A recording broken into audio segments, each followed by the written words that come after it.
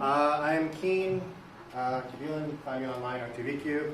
I'm a senior Android engineer at blah blah digital over in Liberty Village. Come find me after if you're interested. Just so I have a gauge of the room here, how many people are your developers? And how many are Android developers? Cool, makes sense. How many of you guys write tests? Okay, and how high, like, if I, keep your hands up. If I say like maybe you have 50% code coverage, leave your hands up. Ooh, okay. I won't embarrass, let's just stop there. Okay. So the idea here is that since this is a lightning talk, somebody asked on the GDG Slack, join it, to talk about testing. So this is just a high-level overview of what testing is.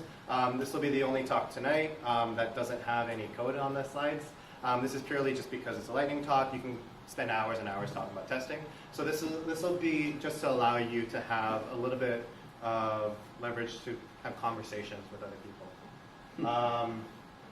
First off, we're going to define testing as actually just running your code to make sure that it does exactly what you want it to do. This could be done in production if you want. I recommend you don't, especially if you have users. There are other ways of running your code. We'll go through it right here. But first, let me talk about the 3 types of testing, 3 types of boxes. There's white box, gray box, and black box testing. With black box testing, the idea is that if you open up a box and everything is so dark, it's so black inside, you don't know what's going on, right? Maybe it's a function, maybe it's a class. You have some input, you have some output. You know for some reason the number doubles when it comes out, but you don't know how it does it. White box testing is exactly the opposite. You know the exact implementation of what's going on inside. You know all the dependencies that occur. You have a full understanding. Maybe you can even see the code. Usually you can see the code. Gray box is a little bit in the middle. You know the internals if they're relevant to the test. This way you can modify it. How some of these are defined I've seen some places define different types of testing and different types of boxes. So I'm going to define my own, and we will fight over beers after. There's a lot of ways to test your app. I'm going to go over the 4 main ones that I've used in the past. Manual QA. Is anyone here a QA engineer? No? Okay, good. I can insult them. No. We have UI tests, unit tests, and integration tests. There are other things you can do. There's like monkey tests, for example. There's like I'm blanking up here, but there are other types of tests you can do. These are the 4 ones that generally we deal with in terms of Android. So the manual quality assurance is generally when you have a big room of people, and or 8 people, or 2 people, or 1 person. They take your app and they'll pretend they're a user. Maybe they'll be a specific type of user. Maybe they're going to be someone that's used your app for 100 years. Maybe they're going to be someone that's never used your app before. But the idea is they're going to try to use your app as if it's in production. And they're going to try to make sure that your user flows make sense. They're going to make sure that, hey, anything that's very difficult to actually determine on the code is actually running properly. Like the image size is right, or the animations are correct. They're going to make sure it doesn't crash when things happen. This is a very, very good way to help find bugs that you as a developer did not think about. This is also a really, really good way to spend a lot of money, because manual QA is pretty expensive. Especially if you are, it's not really that scalable. So generally we try to avoid manual QA, unless there's like a specific reason for it. This is black box testing, because the idea behind this is that with manual QA, you don't know what's going on. These guys don't know what's going on in your code. They're just users using your app. And this is the truest form of testing your app as it is out in the wild. This is what I mean specifically when I say you're running your code. Use UI tests. There's a couple different ways you can do UI tests. We've used Selenium or Appium in the past, which is pretty much an extension of manual QA. The idea behind that is that you'll have a QA engineer or somebody else perform actions on your code, and it'll record those actions. And then later on, it can repeat those actions, and you can have expected results from them. The other way you can do it is you can use things like Espresso, which is what you're seeing in the picture here, where you actually run your code, full version of your app, but the person that's writing those tests will be app developers. This is why it's kind of gray box testing, because when you're doing like Espresso tests, you have access to the actual views, you have access to the IDs, you know what's going on in the internals, and you're making sure certain things are happening exactly as you want. This is much cheaper than manual QA because you're not paying people to run your test every single time, and instead of taking maybe a half hour to go through a user flow, you're taking 30 seconds. It runs automatically. The issue here that we've come across in the past is that depending on what your app is depending on, you might come across some instability, some flakiness with your tests. This can be done by mocking out certain things, but we'll get to that. Certain dependencies, we'll get to that in a little bit later. Unit tests are the cheapest way to do tests. Everyone here writes unit tests, right? Okay. So unit test is defined as testing a specific unit. A unit can be a function, it can be a class, it can be a component. The idea is that it's a single section of your code, and it's not related to anything else. Anything else that might change it, you're going to mock out, just like you would with the UI tests. And all we care about is the results of your specific functions or your classes or whatever it may be. Ideally, with your unit tests, you're testing one of two things. One is input-output for functions and methods, or the other is side effects. Side effects are a little bit more difficult, so with your unit tests, hopefully your classes are written in such a way you don't have side effects. We actually strongly recommend you write mostly a lot of unit tests. This is to help verify and validate that your code works without actually having to go through the cost that manual QA and automated UI tests have. I'm going to go back here quickly to the UI tests. The thing with the UI tests is this is actually running your code. The thing with the manual QA, this is actually running your code. And these are running your code in either emulators or on actual devices. Unit test, since it's actually testing just a unit, it's a single function or a single class, you don't need to spin up an entire instance of your app. And since we're all Android developers here, we actually rely on the Android ecosystem as well. We rely on context. So unit tests, what it actually runs on is the JVM. Since it runs separate, it's running your Java classes, it doesn't need to spin up your entire Android context as well. Which means you're going to come across some issues when it comes to passing in context to certain classes. Once again, that can be mocked out. But it can be tricky. This is where integration tests come in. Integration tests are where separate units are tested together. This can be as simple as a view model and your model, or a model and another model, how they interact with one another.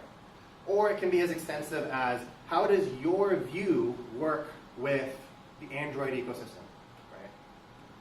One of the ways you can do this is by running it on an actual emulator or an actual device. That's how we do it. Or you can use Roboelectric, which was, I think it was written, not in Toronto, but it was written by Pivotal Labs, specifically to mock out the Android context.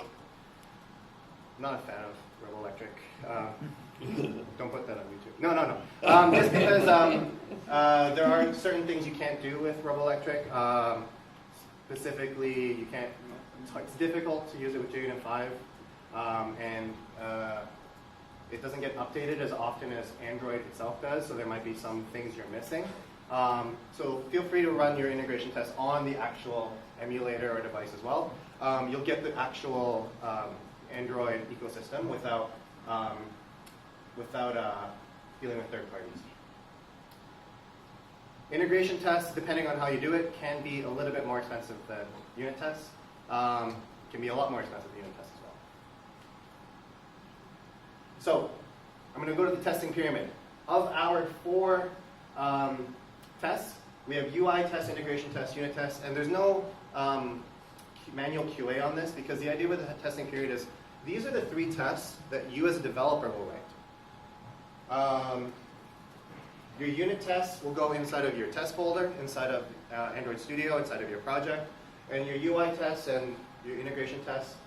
Well, your UI tests will go inside of your Android test folder. Your integration tests can go in either the Android test folder or the test folder, depending on how you write it. The key here is that the majority of your tests should be unit tests. This way we know that every single component works and works as expected. The least amount of tests that you should write are UI tests because even though they're important and we should have them in there, just like the integration test, we want to make sure every unit works with the other units that it's working with. They're a little bit more difficult to write. They're pricier to run. They take longer to run. Our focus should be on making sure that the units work. Manual QA is not important. No. Manual QA is completely separate. It's not something we learn. Okay. You heard me talk about mocking earlier. The majority of you guys are probably using Mockito or Mock-K. Okay, good. Mockito has conflated the word mock, and everyone says the word mock when they say a class or an object that you're using in the place of an actual class. That's not actually what mock means. That term is test double. A mock is more specific. A mock is something that we can run assertions on. So you've actually called mock, object, verify, whatever it might be. The idea behind a mock is I can count how many times methods are called. I can count what parameters are passed into them. It records everything, every interaction you have with that mock. But these are copies of your classes that you're not making fun of, copying classes that you're using. And they don't have the implementations in them. They're all stubbed out. So if I have a class that is some sort of view model or repository, whatever it might be, and it is calling another class to do a network call, and I call that method on there, the network call won't happen on a mock. But I'll know that somebody called that method, and I'll know what parameters I got passed in. A dummy is another type of test double. You might have passed around. You might have just used mocks for this, or you might have used real versions. A dummy means you're going to pass in an object, but you're not going to use it. So it's really not important. It's just a placeholder to prevent non-null parameters from causing crashes. A stub is a predefined response. So if I have a JSON response, I'll just hard-code it in string, or I'll have a model, I'll hard-code it. And then we have fake. A fake is, it works, it does stuff, it'll actually return the result we want, but it'll probably do it in such a way that you don't want to use this implementation in production. So maybe it gives me exactly the result I want, I call it again, it gives me the second result I want, I call it again, it gives me the third result I want, but this is all like predefined, and if you were to use this in production, users won't have a good experience. And then the last one is a spy. In Mockito, you have spies as well. It's a spy in Mockito is very similar to a mock because it has those assertions and those verifications. In the main nomenclature, spy actually means it's the wrapping of the implementation. So if you have that network dependency and you have a spy version of it, and you call that network method, it will actually call the network. So usually you don't want to use spy. You don't use that unless there's a reason why. Usually the reason why you use a spy is if it's for a legacy code or things that are hard to mock out. If that's the case and it's not legacy code, you might want to refactor the way you do your code. You can write your code in such a way to make it easier to test. That's not what I'm going to talk about here. Here we'll talk about a few of the testing tools that you should be familiar with if you're going to be writing tests on Android. JUnit. JUnit is a runner used for running unit tests on the JVM. The current version is JUnit 5, but JUnit 4 is actually really popular out there right now. If you can upgrade to JUnit 5, I strongly recommend it. It has a lot of pretty cool features on there, like nested tests and test parameters. RoboElectric we talked about, which mocks out the Android context and the Android ecosystem, so you're not actually required to run on an emulator or an actual object. Espresso is the runner that will actually allow you to run your tests on an actual device or an emulator. Test Recorder, I haven't used. I think this is the logo for App Crawler, which I also haven't used. But the idea behind Test Recorder, from what I hear, is that this is where you actually run the commands, and it'll record it, and you can replay those tests later. App Crawler is supposedly it's part of Jetpack. Has anyone used it? No. Okay. So App Crawler is supposed to be able to write tests for you automatically. Take that as you will. Which is different from UI Automator, which doesn't write tests for you automatically, but it will allow you to access the UI within a test. Mockito and Mock-K are typically what we use to create the test doubles that we want. And then you'll have Firebase and AWS to allow you to run your tests on actual devices. These are device farms that Amazon and Google have that will have all these different types of phones or car modules or Android TV devices that will run your app on an actual device, so that anything that you didn't catch because it was in an emulator will be caught. This is pretty useful if you can afford it. They usually charge you by device minutes, so if you have a longer running test, it's going to be a little bit more expensive. And then of course Selenium, Appium, and Selendroid I haven't used, but seems to be a fork of Selenium for Android, which will let you run the UI test as well. Okay, I only have 2 more slides. Don't worry, it's going fast. It said lightning talk. So, let's go over reasons why people don't write tests. But you all are all great developers here, so I'm pretty sure you haven't used these excuses very much. Manual testing costs money. Yes, this is true. Automated testing costs money. Yes, because it costs money to write the test, it costs money to maintain the test, and it costs money to actually run the test. More lines of code need to be written. I could have a class that has maybe 5 lines of code, and then a test that will have maybe 50 lines of code for those classes. Because maybe there's a lot of different cognitive complexity that you have to check, different behavior. Code becomes tightly coupled. The idea behind this is that if I change one thing in my class, I have 50 tests that break. This happens. This costs money. And then there's developer overconfidence. I wrote the code. I ran it. I know it works. I don't need to test it. Who knows the code better than me? And finally, writing tests are difficult, which isn't a slam against the developer. It's a slam against the developer. Because your class may or may not be written for testability. Sometimes you have to verify a side effect and you don't have access to it. It's a private member variable or a private field. We've all been there. And that just, why would you write a feature that takes maybe a minute to write and then 2 days to test? Okay. I'm going to tell you why all these reasons are wrong. First one, manual testing costs money. Bugs in production cost money. The test is there to verify that your code works before you get sent out. I know you all know this, it's just, if your PMs ask you why you're spending time writing a test, this is what this slide is for.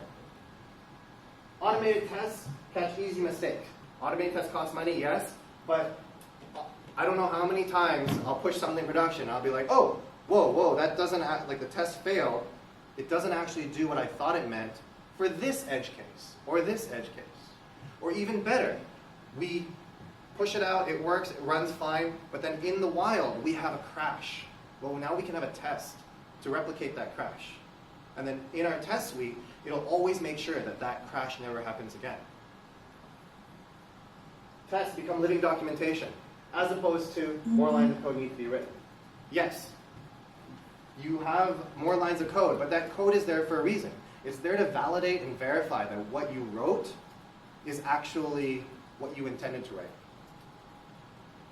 As a developer, I don't like writing docs. I do write a lot of docs, and I make other developers I work with write a lot of docs. But if you write your test, and you write it simply, and you have a test for every scenario, then you don't need to write as many docs because your tests explain exactly what it is, your method or your function or your code is trying to do. We have your code become tightly coupled. Well, good test tests the behavior, not the implementation. So if your code is tightly coupled to your tests, what that means is you're testing the wrong things. You're testing how something gets done. You're testing maybe, rather than checking that the input and if the input is always the same and the output's always the same, you're saying, well, are they running this method, or are they doing this operation in order to verify, in order to actually get that result. That's not what you should be testing, because then if you are just testing the input, the output, the result, the behavior, then you can change the implementation all you want. You're no longer coupled to that other implementation. Okay, last one. Oh, second last one. Developer overconfidence. Well, testing builds confidence. If I'm testing the behavior, then I can refactor all I want. I can change the way this works. Extract this part of the code, put it into another dependency. And because I run my tests and they all pass, even without changing my tests, I know that my refactor works fine. And then writing tests are difficult. Well, well-written code should be tested. I would argue that if your code is difficult to test, legacy code included, your code isn't written well. We write code in order to solve problems. The tests are there to actually make sure that we are solving the problems we expect to solve. So, that's my lightning talk, as quick as I promised. I can go into depth later on for other tests. Come grab me after. Or if this is something that other people find interesting, I can go do another talk.